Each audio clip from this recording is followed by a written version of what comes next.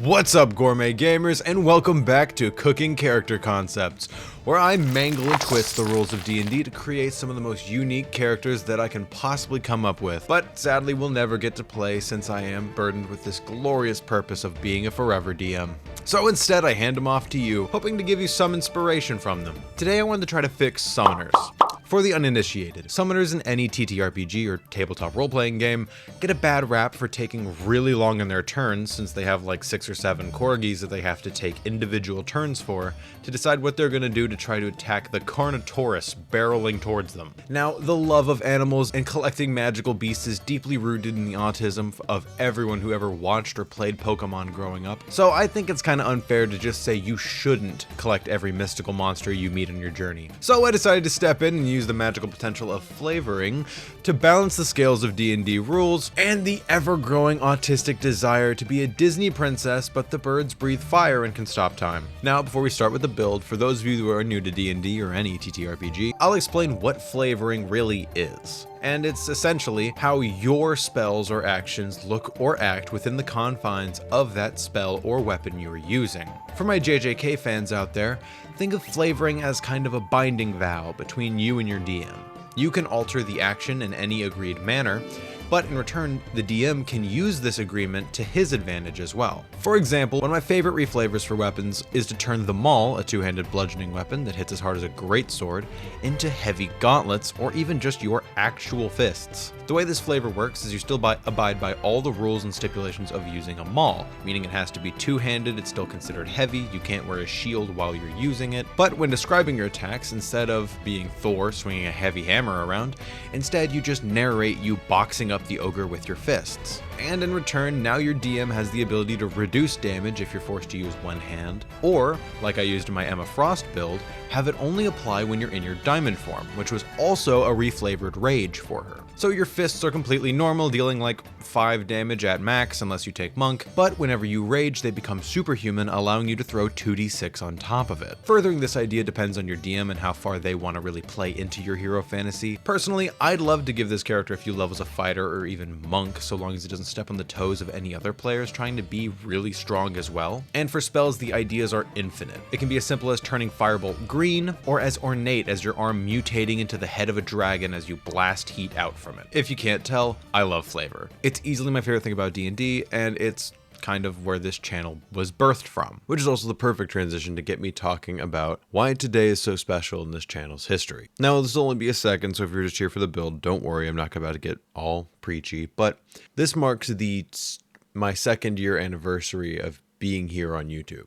About a year ago, I posted some terrible Minecraft video that talked about my time on YouTube, and it was just rambling for like 20 minutes. It was awful. But this time I wanted to do something a little bit more special. So 2 years ago today, I made a video on this exact subject, using flavor to fix summoners in D&D. So I decided to remake it so that I could really gauge just how far I've come from those 2 years ago. And I wanted to take this time to just say thank you to all of you. We've grown so much just these past few months that it's been insane. I'm not really 100% sure what to say here, but thank you to each and every one of you. I really couldn't do any of this without you, and I appreciate all of you that have stuck by me, and I appreciate all of you that have taken time out of your day to watch the bullshit that I post. But with my 2-year anniversary with YouTube here aside, thank you all again, and now back to the video. For the sake of storytelling, I'm gonna try to limit myself to just playing a Pokemon trainer. But you could easily make this for any other summoning style character like Megami Fushiguro or even Yugi, or personal favorite of mine, the Beastmaster from Inscription. If y'all want, I could do builds for any of them in the future, but always remember the only limit is your imagination and how much fun your DM likes to have. But getting into it, here's the pitch I came up with my version of this character. Being raised in a magical family, I learned the fundamentals of tapping into the weave, but I never really cared for studying. Instead, I was always drawn to the woods, using what little magic I grasped to perform little tricks and influence flowers. My family never understood why I was so fascinated with nature. They always said it was a waste of my talents, and to be honest, I started to believe them. I started studying more, and I really tried to appease them. But then one day I met my best friend. I call him Reginald, or Reggie for short. I was out there in the forest a rainy night when I saw this little guy trying to keep his tail flame from going out. I ran over to cover him, and poor thing passed out from exhaustion. I kept him in my room when I nursed him back to health.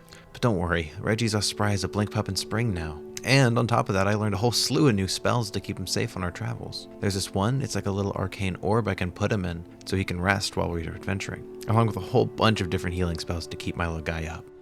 Now, I went with Charmander because of that one shot from the anime, obviously. But my favorite will always be Bulbasaur. That little guy has been with me since 3rd grade when I got him as a pencil sharpener, and I am not letting him go anytime soon. But back to the build. I decided to name my character Terry Lacroix. Now, I personally see them being a wood elf or a human or a half elf, but really any race can fit here. And for our class, I personally am going to be going with Sorcerer. Now, as a kind of stipulation for this idea, we are not going to take a single spell from the Conjuration School. Now I'm going to continue on with Sorcerer in mind, but this works for any class, even really the martial ones, but we'll get to that later. So at level 1, our cantrips and spells are what you can see on screen. I chose these based off the magical buddy system, meaning my current magical buddy is Charmander.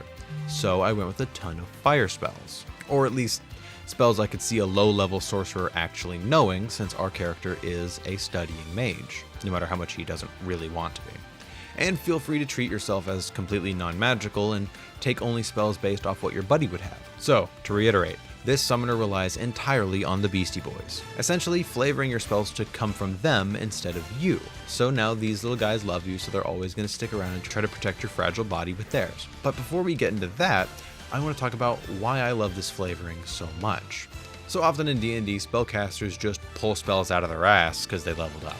But this way you're very limited on the spells you can choose until you find a pet that could reasonably cast that spell for you.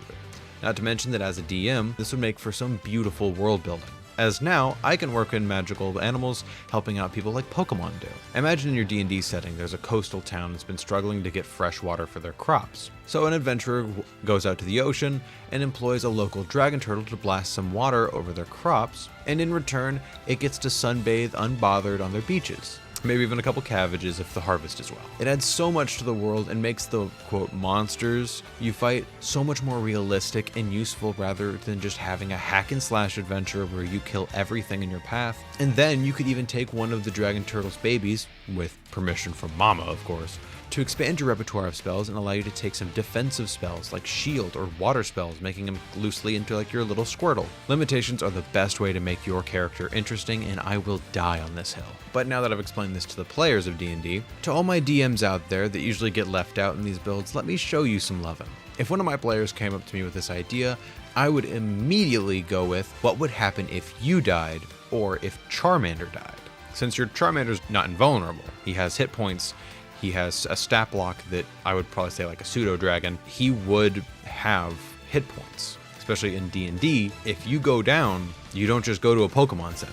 Now as a DM, usually the way I stop a spellcaster from casting spells is just to put them in an anti-magic zone, silence them, bind their hands, break their arcane focus. But what if in the midst of combat, one of your goblin archers takes a shot wounding Charmander? Now that player has to decide whether to keep Charmander out and risk it dying permanently, losing a massive chunk of their spells, or he can pull it back and keep Charmander safe and be forced to rely on those smaller spells that he had, and he now won't be able to cast any of his fire magic. This opens the door for so many more options within encounters for us, and if the player were to go down, then the player would keep casting spells as whichever bud they last had out. But the pal would not be able to be protected anymore. So the player may stabilize, but Charmander may perish trying to protect their best friend, or arguably the worst option, Charmander may fail to protect their trainer, and now it's up to the rest of the party to care for him as it grieves the loss of your character. Sorry, that got really sad. But Pokemon are awesome. But there's more to Pokemon than just breathing fire and rending space. Some Pokemon use weapons, and even have enough strength to cause earthquakes, which makes this perfect flavoring for martial classes too. Take Monk and have a Torchic. As you both level up and spar together, eventually fighting side by side allows you to use Draconic Soul, or Way of Elements, to use fire and fighting abilities. Plus, as a DM, if you knock down Blaziken, then you nerf your Monk into not being able to use any of those flaming abilities. The same thing can apply for a Paladin with an Empoleon as a shield, or a Barbarian with a Girder. I just think that sounds awesome.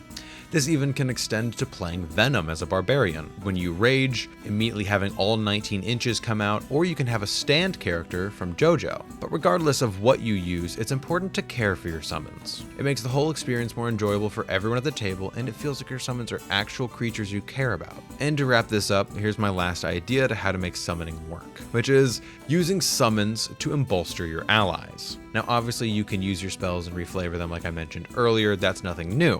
What I mean is to use this more thematically, like caring for your summons over a long rest, or buying them treats in a shop. When your DM lets everyone level up over that long rest, I feel like you could use your summons to help train the party. Have a Pyromancer, summon up Charizard or Blastoise, and have them push their limits, or have the Pyromancer get inspired by Charizard to create a whole new spell for him, and vice versa for Charizard to level up. Overall, I always love when my players work together to figure out unique ways of storytelling and leveling up, since it's never really made sense to me that a wizard can just spontaneously learn how to cast the pinnacle of all magic, the Wish spell, right after bombing a goblin camp to get enough XP, though XP leveling is an issue I'll cover in a future video. Overall, I love these ideas, and I think flavoring examples like this one can make such interesting and dynamic characters in the right hands, which is exactly why I've entrusted it to yours. Take this idea and run with it, change it, make it your own, or just rip it bar for bar. That's completely fine with me. No matter what you do, always remember that D&D is about having fun, not being the strongest or even being balanced. So go out there, have fun, let your imaginations run wild. Oh, and don't forget the snacks.